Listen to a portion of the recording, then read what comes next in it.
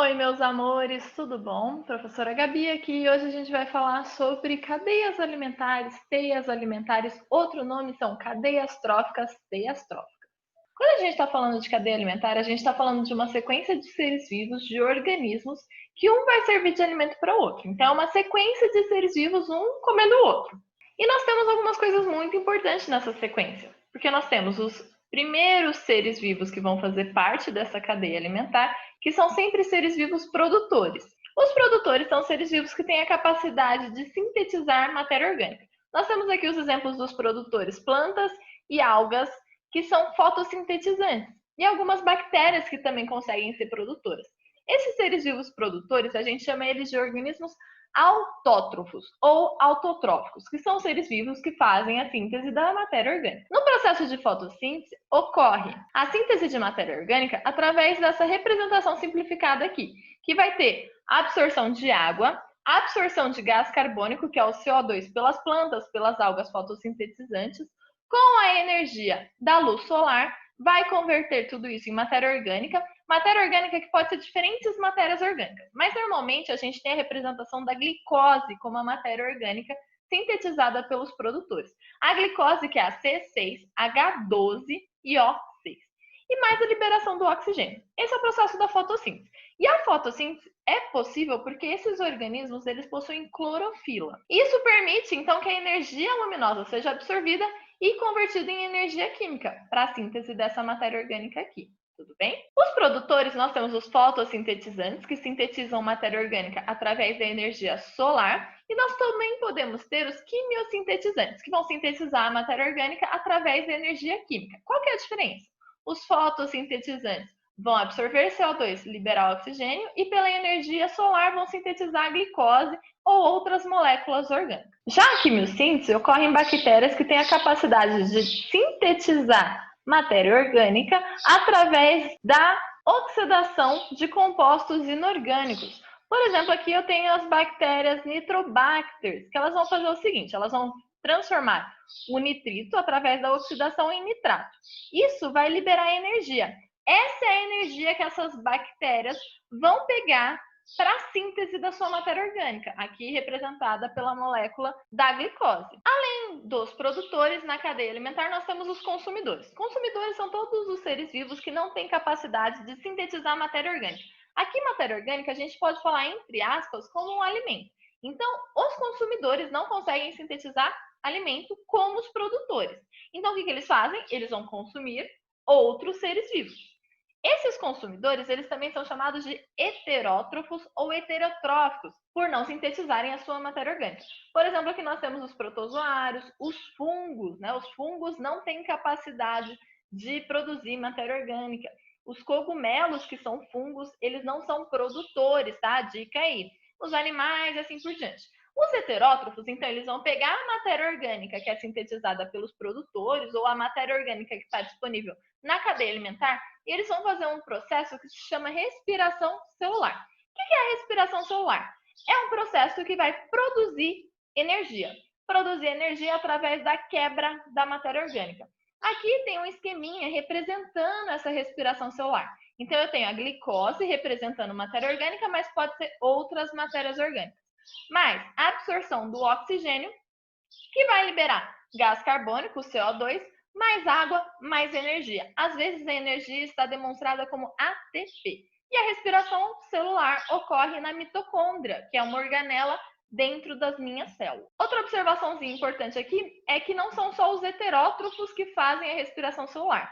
Os autótrofos, os produtores, também fazem respiração celular. Os autótrofos, então, fazem tanto a fotossíntese, para sintetizar matéria orgânica, quanto a respiração celular, para quebrar a matéria orgânica e produzir energia. E você consegue ver aqui que eu tenho um ciclo, né, entre os autótrofos e os heterótrofos. Então, eu tenho aqui os seres autótrofos fotossintetizantes que vão absorver água e CO2 com a energia solar, produzindo a liberação de oxigênio e produtos orgânicos como a glicose. Já os heterótrofos, para a respiração celular, vão quebrar os produtos orgânicos, absorver oxigênio, liberando a água e o CO2. Tá vendo? Tudo que um libera é consumido pelo outro e tudo que o outro libera é consumido pelo um. É um processo aqui que vai se complementando. E eu queria mostrar para vocês de cá os produtores autótrofos e de cá nós temos os heterótrofos consumidores. Uma observaçãozinha aqui das plantas carnívoras. As plantas carnívoras são fotossintetizantes, conseguem sintetizar matéria orgânica. Mas, normalmente, as plantas carnívoras estão em solos muito pobres. Como o solo é muito pobre, eles têm que conseguir nutrientes de outra fonte. Por isso que elas consomem insetos, pequenos anfíbios e tititi, tatatá. E também, na cadeia alimentar, nós temos seres muito importantes, que são os decompositores. Os decompositores, eles vão consumir a matéria orgânica dos organismos mortos, de restos e de resíduos. Então, tudo que morrer, flores que caíram no chão, folhas, alimentos, tudo que cai no chão, que é um composto orgânico que morreu, esses decompositores vão fazer a quebra desses compostos orgânicos, retornando para o solo os compostos orgânicos quebrados em compostos inorgânicos. Dá uma olhadinha aqui, ó. Vou começar nesse esqueminha falando dos produtores. A gente já falou dos produtores. Os produtores, então, vão ter nutrientes do solo, eles vão absorver água, oxigênio, energia, e pela fotossíntese eles vão produzir matéria orgânica, que aqui está representada pelo alimento. Esse alimento vai passar pela cadeia alimentar e vai ser consumido pelos consumidores, certo? Que são os que não conseguem produzir seu próprio alimento. Quando os consumidores, os animais, quando esses seres aqui morrerem, tanto os animais quanto as plantas, qualquer coisa que morreu, eles vão ser decompostos por bactérias e fungos. Essa decomposição vai pegar toda a matéria orgânica que está no corpo desse animal, que está nessa planta aqui, vai quebrar e retornar essa matéria orgânica em formato inorgânico para o solo, que aqui estão representados pelos nutrientes. Então, eu tenho aqui ó, um ciclo dos nutrientes, que vai fazer matéria orgânica, matéria inorgânica, matéria orgânica, matéria inorgânica.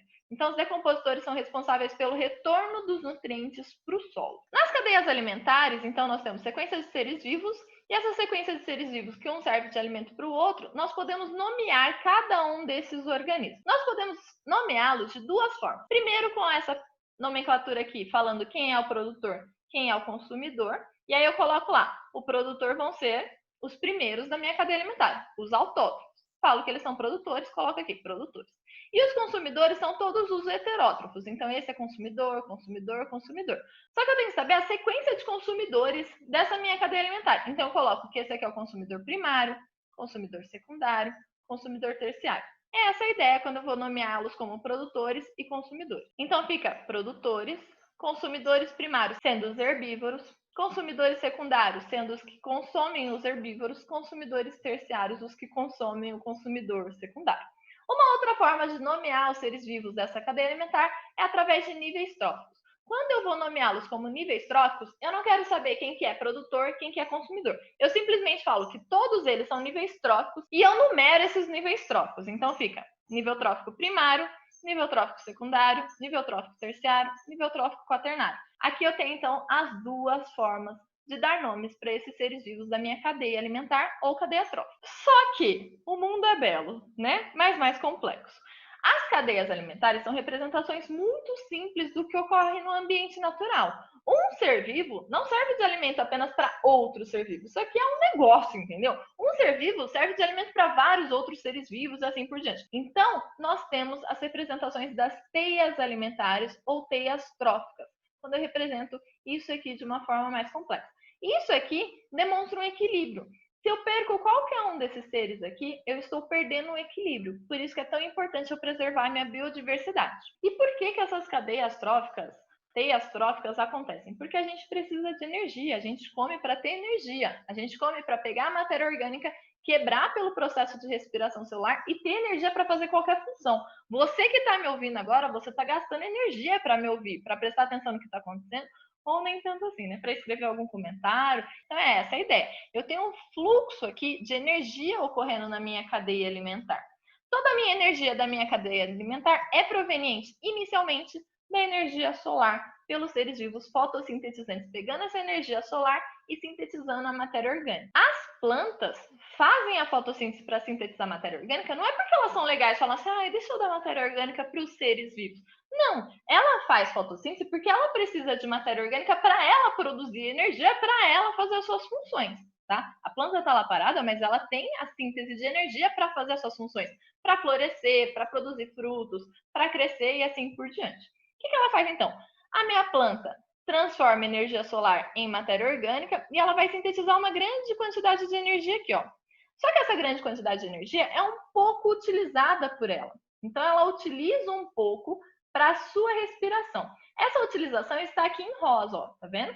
O que sobra de energia dessa planta para passar na cadeia alimentar é essa parte amarela aqui. Essa parte amarela de energia é o tanto de energia que vai ser absorvida pelo próximo nível trófico, aqui, ó, meu nível trófico secundário.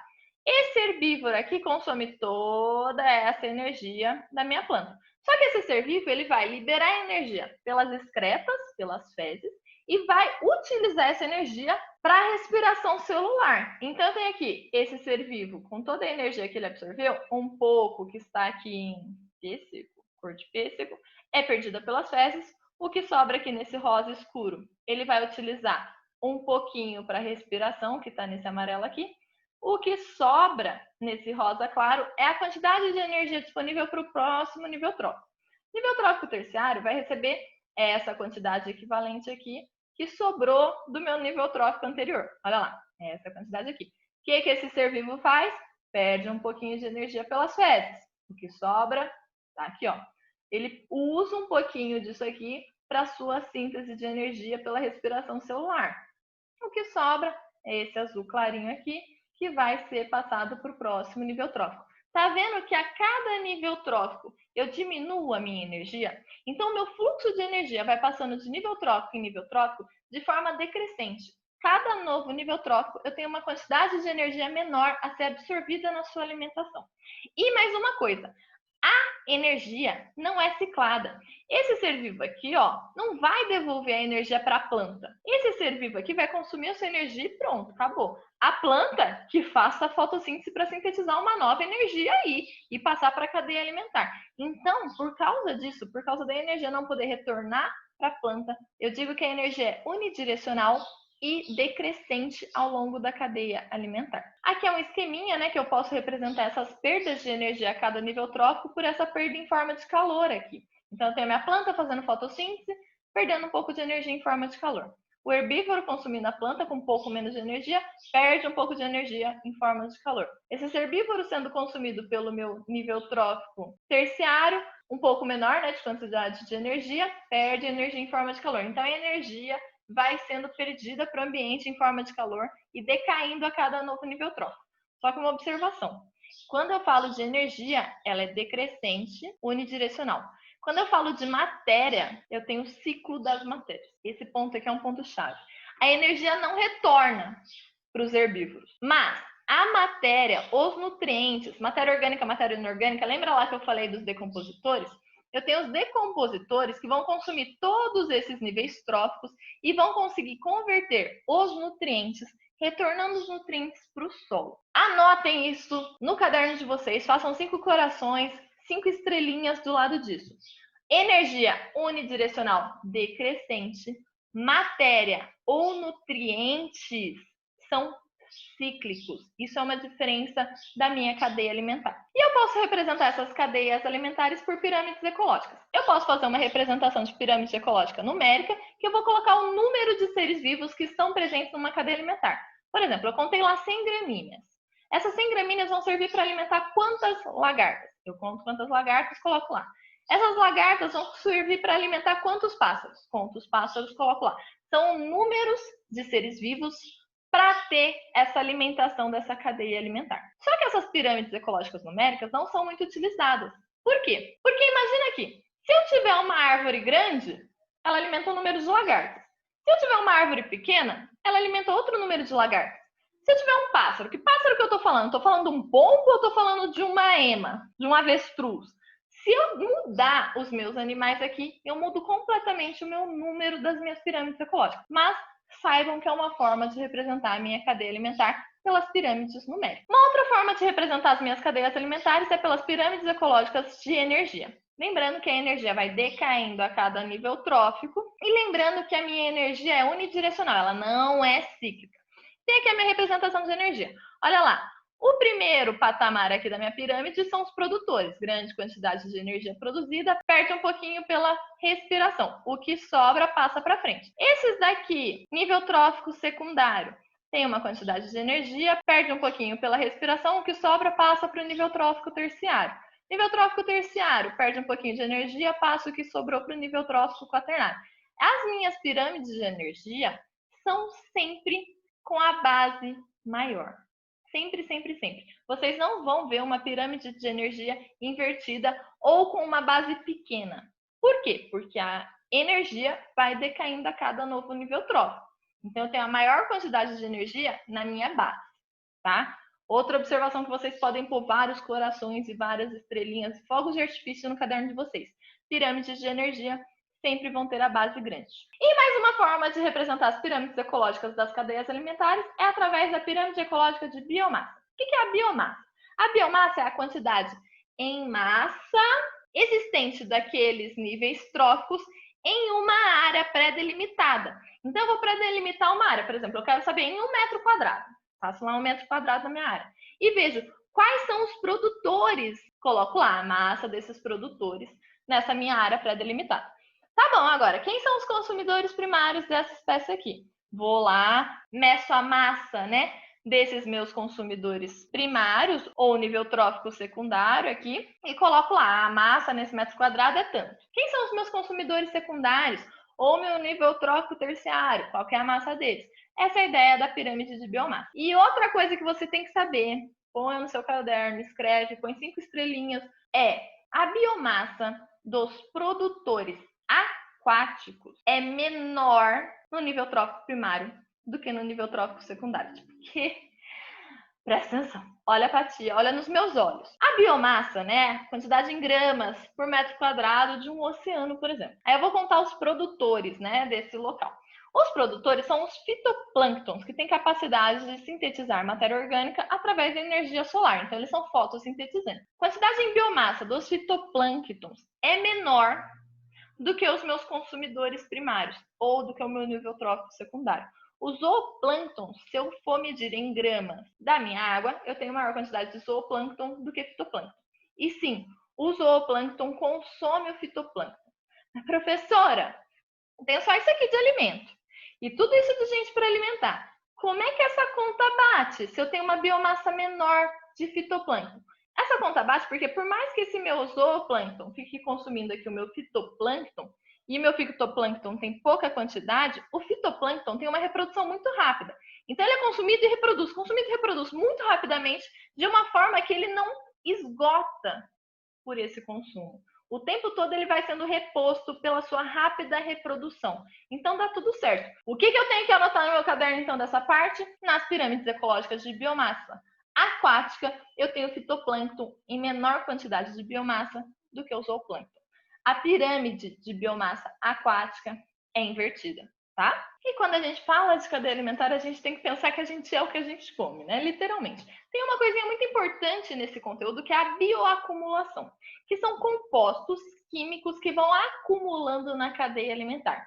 Se você consome um peixe que tem mercúrio, você vai absorver esse mercúrio e esse mercúrio vai acumular em você. Bioacumulação ocorre em compostos químicos que não são eliminados pelo nosso corpo através das excretas. Então você não libera na urina e nas fezes. Vai acumulando no seu corpo e isso vai acumulando ao longo da cadeia alimentar. Então aqui você tem essa representação aqui da bioacumulação. Cada novo nível trófico da minha cadeia alimentar, eu tenho um aumento desses compostos químicos no meu corpo. Professor, eu nunca mais como peixe, então é isso que você está me falando? Não, não é isso. Eu estou falando que a gente precisa prestar atenção nessa poluição dos nossos recursos hídricos. Não precisa nunca mais comer peixe, mas assim, não vamos comer um peixe do Rio de Tietê, sabe? De um rio poluído. Vamos ver de onde que vem a fiscalização desse consumo de peixe que você está tendo. Para a gente fechar aqui, eu gostaria de falar sobre os humanos, se a gente é ou não o topo da cadeia alimentar. Eu queria falar que não. Tá? Se a gente estivesse numa floresta, a gente é presa fácil de muitos e muitos e muitos animais. Então, nós não somos o topo da cadeia alimentar. Trouxe aqui, né, uns dados de uma pesquisa que falam que a gente está num nível trófico bem baixo, diga-se de passagem. A gente é presa fácil para muitos outros seres vivos. Tudo bem, meus amores? Com essa reflexão toda sobre você ser ou não ser o topo da cadeia alimentar, eu deixo vocês aqui, tá bom? Um beijo grande, se cuidem e até mais.